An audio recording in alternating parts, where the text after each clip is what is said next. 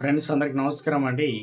ఇప్పుడే అందిన వార్త రాష్ట్ర ప్రభుత్వ ఉద్యోగులకు సంబంధించి డీఏ పైన ముఖ్య ప్రకటన అంటూ లేటెస్ట్ అప్డేట్స్ అయితే రావడం జరిగిందండి.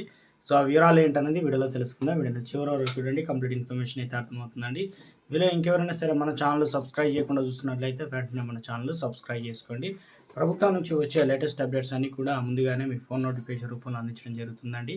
చూస్తున్నారు కానీ లైక్ చేయడం మర్చిపోతున్నారు. దయచేసి లైక్ చేయండి. లేట్ చేయకుండా వీడియోలోకి అయితే వెళ్ళిపోదామండి. తెలంగాణ ప్రభుత్వ ఉద్యోగులకు సంబంధించి పెద్ద ఎత్తున ఆర్థిక ప్రయోజనాలతో పాటు వేతనాల పెరుగుదల, పీఆర్సీ, డేర్నెస్ అలవెన్స్ వంటి ఇవ్వాల్సి అయితే ఉంది. వీటిపైన ప్రభుత్వం కీలక ప్రకటన చేసింది. ప్రభుత్వ ఉద్యోగులకు మొదటి ప్రాధాన్యంగా జీతాలు ఇస్తామన్నది. అయితే వీటికి సర్దుబాటు చేస్తూ జీతాలు చెల్లిస్తున్నట్లు రేవంత్ రెడ్డి ప్రకటించారు. రొటేషన్ పద్ధతిలో కేటాయింపులు చేస్తూ ప్రభుత్వ ఉద్యోగులకు జీతాలు ఇస్తున్నారని తెలిపారు.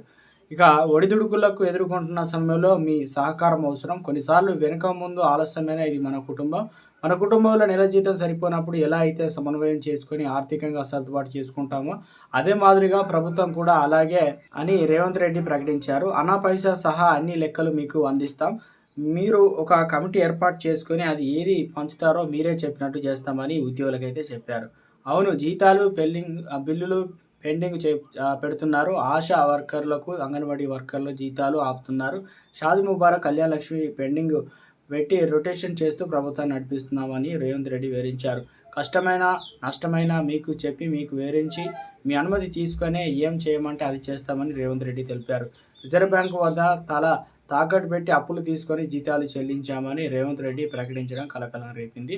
ప్రతి నెల 6,500 కోట్లు అప్పు చెల్లిస్తున్నామని చెప్పారు. కొలువుల జాతర సభలో రేవంత్ రెడ్డి చేసిన వ్యాఖ్యలతో ప్రభుత్వ ఉద్యోగుల్లో ఆందోళన తీవ్రమైంది. ఇప్పటికే ప్రభుత్వం 5 డిఆర్ఎస్ అలవెన్స్లు పెండింగ్లో ఉన్నాయి. త్వరలో మరో డిఏ అయితే రానుంది. ఇప్పటికే పీఆర్సీ ఇవ్వాల్సి ఉండగా అది కూడా తాత్సారంగం అవుతుందని చెప్పేసి ఇక పదవి విరమణ పొందిన ఉద్యోగులకు ఆర్థిక ప్రయోజనాలు దక్కాల్సి అయితే ఉంది. వీటి కోసం ఆశగా ఎదురు చూస్తున్న ప్రభుత్వ ఉద్యోగులకు రేవంత్ రెడ్డి బాంబు పేల్చారు. ఆయన వ్యాఖ్యలను పరిశీలిస్తే సర్దుకోవాలని చెప్పినట్లు అర్థమవుతుంది. ఇంకెన్నాళ్ళు సమయం పడుతుందో పరోక్షంగా చెప్పినట్లు కూడా అర్థమవుతుందని చేసుకోవచ్చు.